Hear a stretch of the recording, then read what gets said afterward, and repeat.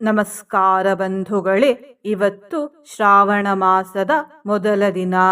ಈ ದಿನವು ಗುರುವಾರದ ದಿನ ಮಘ ನಕ್ಷತ್ರದಲ್ಲಿ ಹಾಗೂ ವರಿಯಾನ್ ಯೋಗದಲ್ಲಿ ಬಂದಿದೆ.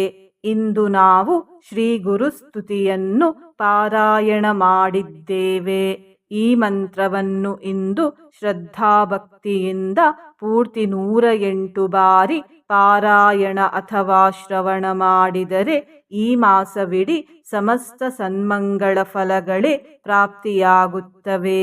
ಸ್ಮರಣೆ ಶಕ್ತಿ ಹೆಚ್ಚಾಗುತ್ತದೆ, ಸದ್ಬುದ್ಧಿ ದೊರೆಯುತ್ತದೆ, ಧನ ಸಂಪತ್ತು ಪ್ರಾಪ್ತಿಯಾಗುತ್ತದೆ, ದೋಷಗಳು ನಿವಾರಣೆಯಾಗುತ್ತವೆ ಮತ್ತು ಉತ್ತರೋತ್ತರ ಅಭಿವೃದ್ಧಿ ಲಭಿಸುತ್ತದೆ. ಇಂದಿನ ಮನೆಮದ್ದು ಹೀಗಿದೆ. ಮಳೆಗಾಲದಲ್ಲಿ ಶೀತ ಕೆಮ್ಮು ಉಂಟಾದಾಗ ಈ ಮನೆಮದ್ದನ್ನು ಉಪಯೋಗಿಸಿ. 6 ಅಮೃತ ಬಳ್ಳಿಯ ಎಲೆಗಳನ್ನು ತೆಗೆದುಕೊಂಡು ಅವುಗಳನ್ನು ಚೆನ್ನಾಗಿ ತೊಳೆಯಿರಿ. ನಂತರ ಅವುಗಳನ್ನು ಜಜ್ಜಿ ಅವುಗಳ ರಸವನ್ನು ತೆಗೆಯಿರಿ. ಈ ರಸಕ್ಕೆ 6 ಚಿಟಕಿ ಕರಿಮೆಣಸಿನ ಪುಡಿ ಮತ್ತು ಅರ್ಧ ಚಮಚ ಶುದ್ಧ ಜೇನುತುಪ್ಪವನ್ನು ಹಾಕಿ ಚೆನ್ನಾಗಿ ಮಿಕ್ಸ್ ಮಾಡಿ ಸೇವಿಸಿ. ಈ ರಸವನ್ನು 5 ಅಥವಾ 6 ದಿನಗಳ ಕಾಲ ಬೆಳಿಗ್ಗೆ ಮತ್ತು ರಾತ್ರಿ ಊಟದ ನಂತರ ಸೇವಿಸಿ. ಈ ಮನೆಮದ್ದನ್ನು ಉಪಯೋಗಿಸುವ ಮೊದಲು ವೈದ್ಯರನ್ನು ಸಂಪರ್ಕಿಸಿ. ಬಂಧುಗಳೇ, ನೀವು ಚಾನಲಿಗೆ ಹೊಸದಾಗಿ ಬಂದಿದ್ದರೆ ಚಾನಲನ್ನು ಸಬ್ಸ್ಕ್ರೈಬ್ ಮಾಡಿ, ಹತ್ತಿರ ಇರುವ ಬೆಲ್ ಬಟನ್ ಪ್ರೆಸ್ ಮಾಡಿ, ಆಲ್ ಅನ್ನುವ ಆಪ್ಷನನ್ನು ಸೆಲೆಕ್ಟ್ ಮಾಡಿ.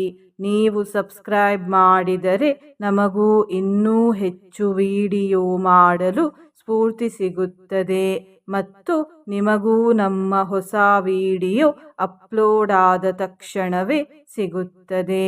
ಮಂತ್ರಶ್ರವಣ ಮಾಡುವಾಗ ಓಂ ಶ್ರೀ ಗುರವೇ ನಮಃ ಎಂದು ಕಮೆಂಟ್ ಮಾಡಿ ಬಂಧುಗಳೇ. ಮಂತ್ರಪಾರಾಯಣವನ್ನು ಶುರು ಮಾಡೋಣ. ಅಖಂಡ ಮಂಡಲಾಕಾರಂ ವ್ಯಾಪ್ತಂ ಯೇ ಚರಾಚರಂ ತತ್ಪದಂ ದರ್ಶಿತಂ ಯೇನ ತಸ್ಮೈ ಶ್ರೀ ಗುರುವೇ ನಮಃ. ಅಖಂಡ ಮಂಡಲಾಕಾರಂ ವ್ಯಾಪ್ತಂ ಯೇ ಚರಾಚರಂ ತತ್ಪದಂ ದರ್ಶಿತಂ ಯೇನ ತಸ್ಮೈ ಶ್ರೀ ಗುರುವೇ ನಮಃ.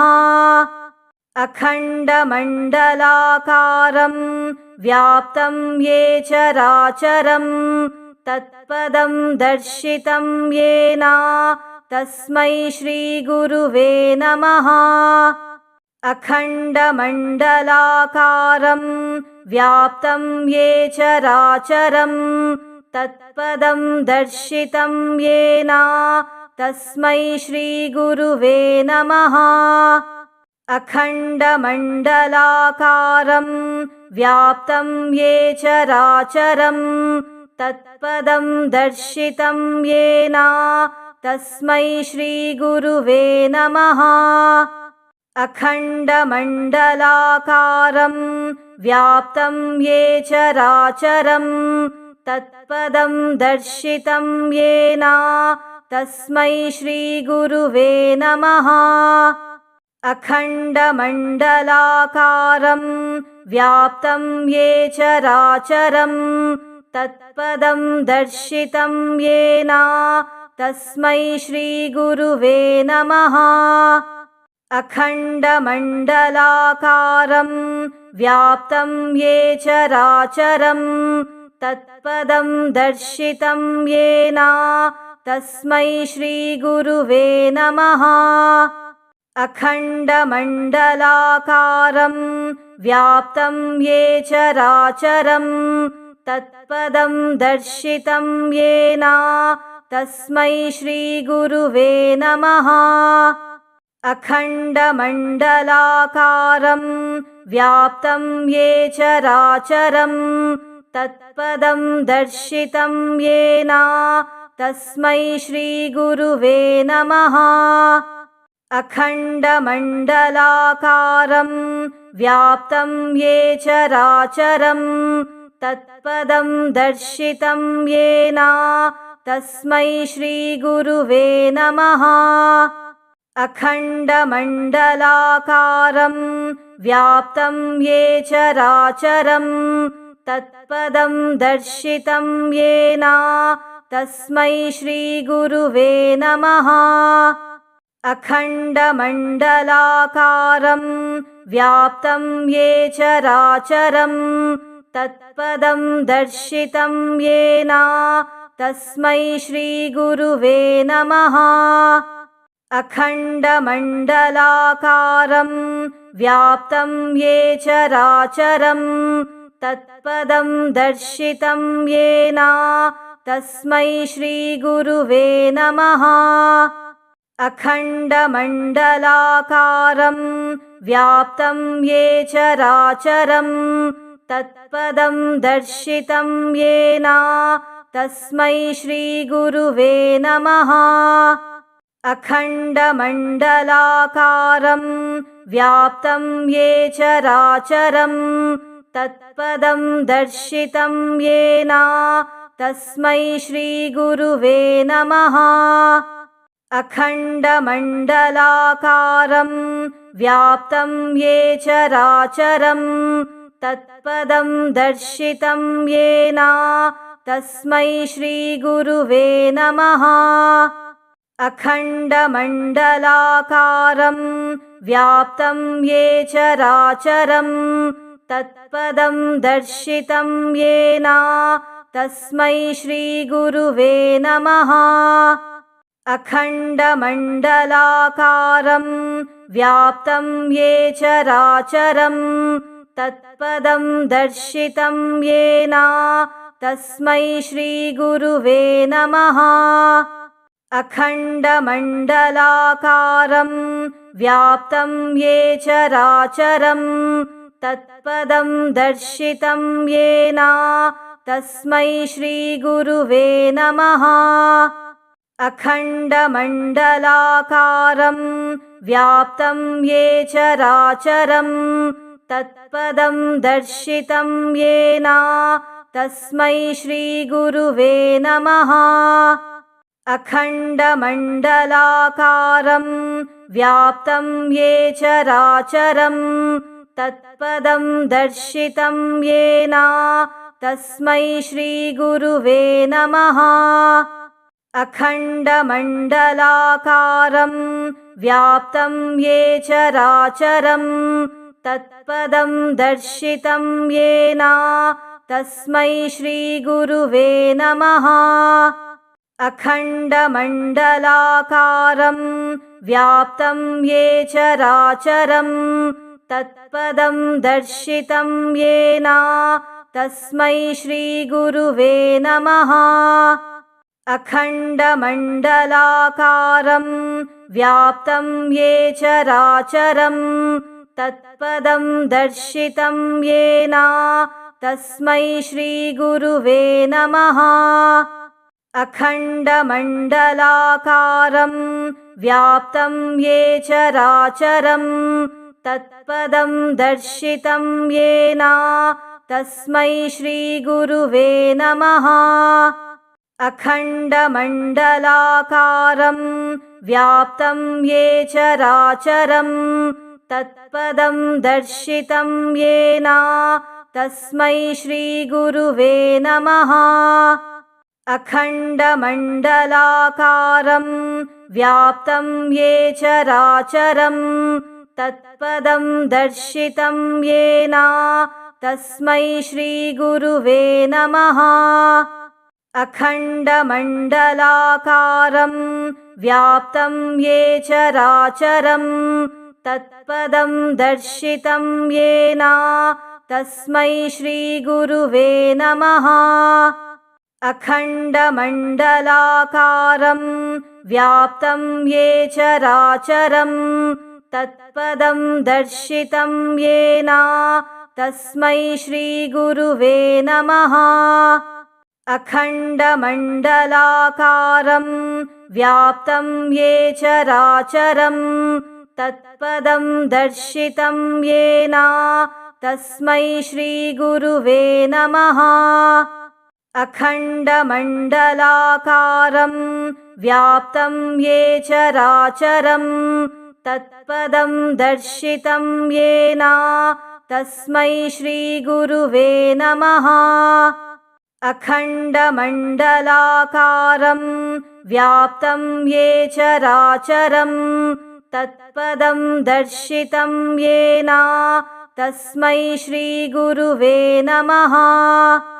अखण्डमण्डलाकारं व्याप्तं ये चराचरं तत्पदं दर्शितं येन तस्मै श्रीगुरुवे नमः। अखण्डमण्डलाकारं व्याप्तं ये चराचरं तत्पदं दर्शितं येन तस्मै श्रीगुरुवे नमः। अखण्डमण्डलाकारं व्याप्तं ये चराचरं तत्पदं दर्शितं येन तस्मै श्रीगुरुवे नमः। अखण्डमण्डलाकारं व्याप्तं ये चराचरं तत्पदं दर्शितं येन तस्मै श्रीगुरुवे नमः। अखण्डमण्डलाकारं व्याप्तं ये चराचरं तत्पदं दर्शितं येन तस्मै श्रीगुरुवे नमः। अखण्डमण्डलाकारं व्याप्तं ये चराचरं तत्पदं दर्शितं येन तस्मै श्रीगुरुवे नमः। अखण्डमण्डलाकारं व्याप्तं ये चराचरं तत्पदं दर्शितं येन तस्मै श्रीगुरुवे नमः। अखण्डमण्डलाकारं व्याप्तं ये चराचरं तत्पदं दर्शितं येन तस्मै श्रीगुरुवे नमः। अखण्डमण्डलाकारं व्याप्तं ये चराचरं तत्पदं दर्शितं येन तस्मै श्रीगुरुवे नमः। अखण्डमण्डलाकारं व्याप्तं ये चराचरं तत्पदं दर्शितं येन तस्मै श्रीगुरुवे नमः। अखण्डमण्डलाकारं व्याप्तं ये चराचरं तत्पदं दर्शितं येन तस्मै श्रीगुरुवे नमः। अखण्डमण्डलाकारं व्याप्तं ये चराचरं तत्पदं दर्शितं येन तस्मै श्रीगुरुवे नमः। अखण्डमण्डलाकारं व्याप्तं ये चराचरं तत्पदं दर्शितं येन तस्मै श्रीगुरुवे नमः। अखण्डमण्डलाकारं व्याप्तं ये चराचरं तत्पदं दर्शितं येन तस्मै श्रीगुरुवे नमः। अखण्डमण्डलाकारं व्याप्तं ये चराचरं तत्पदं दर्शितं येन तस्मै श्रीगुरुवे नमः। अखण्डमण्डलाकारं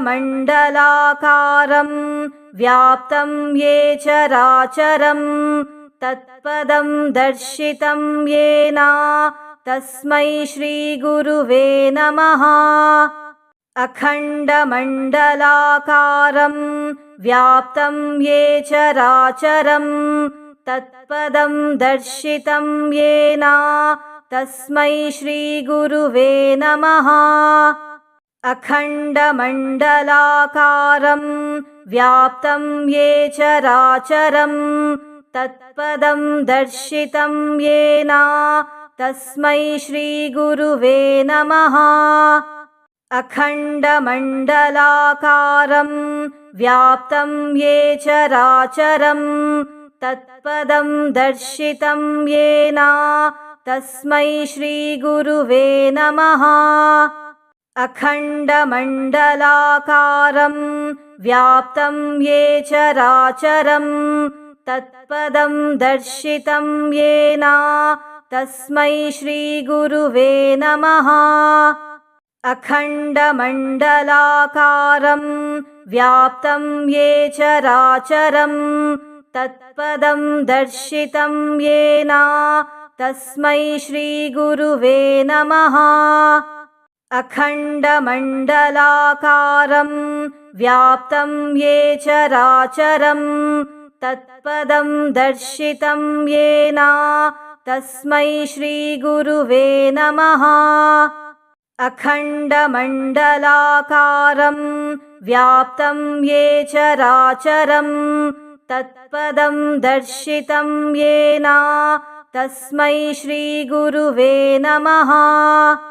अखण्डमण्डलाकारं व्याप्तं येन चराचरं तत्पदं दर्शितं येन तस्मै श्रीगुरुवे नमः। अखण्डमण्डलाकारं व्याप्तं येन चराचरं तत्पदं दर्शितं येन तस्मै श्रीगुरुवे नमः। अखण्डमण्डलाकारं व्याप्तं येन चराचरं तत्पदं दर्शितं येन तस्मै श्रीगुरुवे नमः। अखण्डमण्डलाकारं व्याप्तं येन चराचरं तत्पदं दर्शितं येन तस्मै श्रीगुरुवे नमः। अखण्डमण्डलाकारं व्याप्तं येन चराचरं तत्पदं दर्शितं येन तस्मै श्रीगुरुवे नमः। अखण्डमण्डलाकारं व्याप्तं येन चराचरं तत्पदं दर्शितं येन तस्मै श्रीगुरुवे नमः। अखण्डमण्डलाकारं व्याप्तं येन चराचरं तत्पदं दर्शितं येन तस्मै श्रीगुरुवे नमः। अखण्डमण्डलाकारं व्याप्तं येन चराचरं तत्पदं दर्शितं येन तस्मै श्रीगुरुवे नमः। अखण्डमण्डलाकारं व्याप्तं येन चराचरं तत्पदं दर्शितं येन तस्मै श्रीगुरुवे नमः। अखण्डमण्डलाकारं व्याप्तं येन चराचरं तत्पदं दर्शितं येन तस्मै श्रीगुरुवे नमः। अखण्डमण्डलाकारं व्याप्तं येन चराचरं तत्पदं दर्शितं येन तस्मै श्रीगुरुवे नमः। अखण्डमण्डलाकारं व्याप्तं येन चराचरं तत्पदं दर्शितं येन तस्मै श्रीगुरुवे नमः। अखण्डमण्डलाकारं व्याप्तं येन चराचरं तत्पदं दर्शितं येन तस्मै श्रीगुरुवे नमः। अखण्डमण्डलाकारं व्याप्तं येन चराचरं तत्पदं दर्शितं येन तस्मै श्रीगुरुवे नमः। अखण्डमण्डलाकारं व्याप्तं येन चराचरं तत्पदं दर्शितं येन तस्मै श्रीगुरुवे नमः। अखण्डमण्डलाकारं व्याप्तं ये चराचरं तत्पदं दर्शितं येन तस्मै श्रीगुरुवे नमः। अखण्डमण्डलाकारं व्याप्तं ये चराचरं तत्पदं दर्शितं येन तस्मै श्रीगुरुवे नमः। अखण्डमण्डलाकारं व्याप्तं ये चराचरं तत्पदं दर्शितं येन तस्मै श्रीगुरुवे नमः। अखण्डमण्डलाकारं व्याप्तं ये चराचरं तत्पदं दर्शितं येन तस्मै श्रीगुरुवे नमः। अखण्डमण्डलाकारं व्याप्तं ये चराचरं तत्पदं दर्शितं येन तस्मै श्रीगुरुवे नमः। अखण्डमण्डलाकारं व्याप्तं ये चराचरं तत्पदं दर्शितं येन तस्मै श्रीगुरुवे नमः। अखण्डमण्डलाकारं व्याप्तं ये चराचरं तत्पदं दर्शितं येन तस्मै श्रीगुरुवे नमः। अखण्डमण्डलाकारं व्याप्तं ये चराचरं तत्पदं दर्शितं येन तस्मै श्रीगुरुवे नमः। अखण्डमण्डलाकारं व्याप्तं ये चराचरं तत्पदं दर्शितं येन तस्मै श्रीगुरुवे नमः। अखण्डमण्डलाकारं व्याप्तं ये चराचरं तत्पदं दर्शितं येन तस्मै श्रीगुरुवे नमः। अखण्डमण्डलाकारं व्याप्तं ये चराचरं तत्पदं दर्शितं येन तस्मै श्रीगुरुवे नमः। अखण्डमण्डलाकारं व्याप्तं ये चराचरं तत्पदं दर्शितं येन तस्मै श्रीगुरुवे नमः। अखण्डमण्डलाकारं व्याप्तं ये चराचरं तत्पदं दर्शितं येन तस्मै श्रीगुरुवे नमः। अखण्डमण्डलाकारं व्याप्तं ये चराचरं तत्पदं दर्शितं येन तस्मै श्रीगुरुवे नमः। अखण्डमण्डलाकारं व्याप्तं ये चराचरं तत्पदं दर्शितं येन तस्मै श्रीगुरुवे नमः। अखण्डमण्डलाकारं व्याप्तं ये चराचरं तत्पदं दर्शितं येन तस्मै श्रीगुरुवे नमः।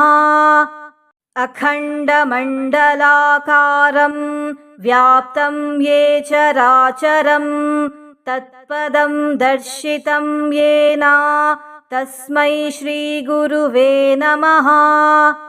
अखण्डमण्डलाकारं व्याप्तं ये चराचरं तत्पदं दर्शितं येन तस्मै श्रीगुरुवे नमः। अखण्डमण्डलाकारं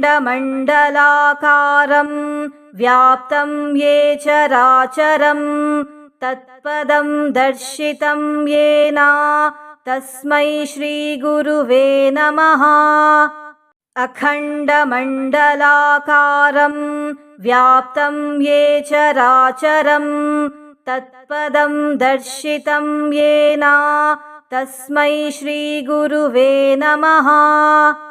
अखण्डमण्डलाकारं व्याप्तं ये चराचरं तत्पदं दर्शितं येन तस्मै श्रीगुरुवे नमः।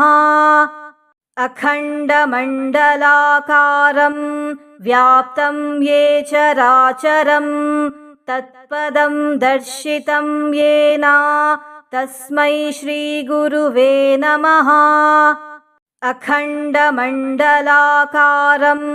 व्याप्तं ये चराचरं तत्पदं दर्शितं येन तस्मै श्रीगुरुवे नमः। अखण्डमण्डलाकारं व्याप्तं ये चराचरं तत्पदं दर्शितं येन तस्मै श्रीगुरुवे नमः।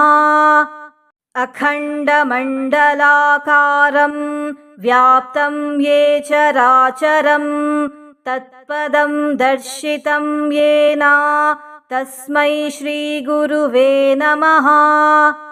अखण्डमण्डलाकारं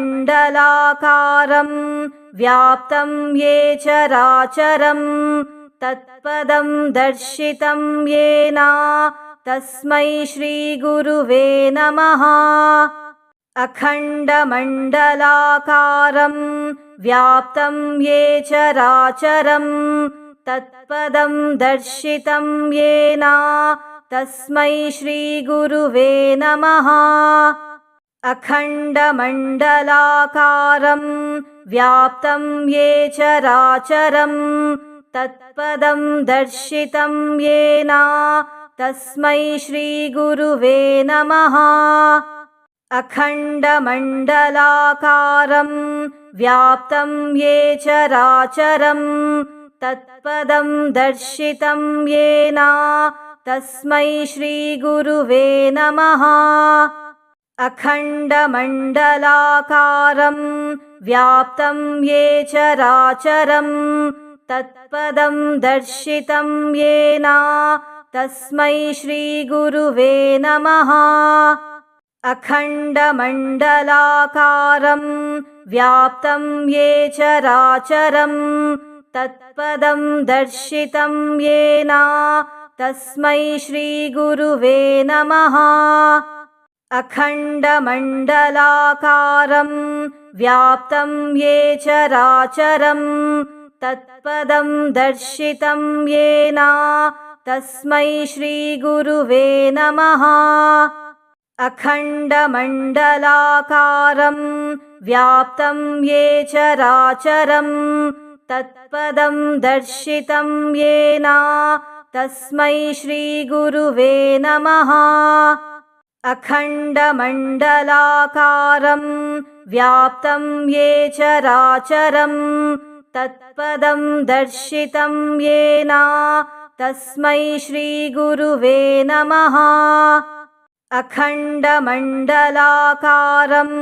व्याप्तं ये चराचरं तत्पदं दर्शितं येन तस्मै श्रीगुरुवे नमः। अखण्डमण्डलाकारं व्याप्तं ये चराचरं तत्पदं दर्शितं येन तस्मै श्रीगुरुवे नमः। अखण्डमण्डलाकारं व्याप्तं ये चराचरं तत्पदं दर्शितं येन तस्मै श्रीगुरुवे नमः।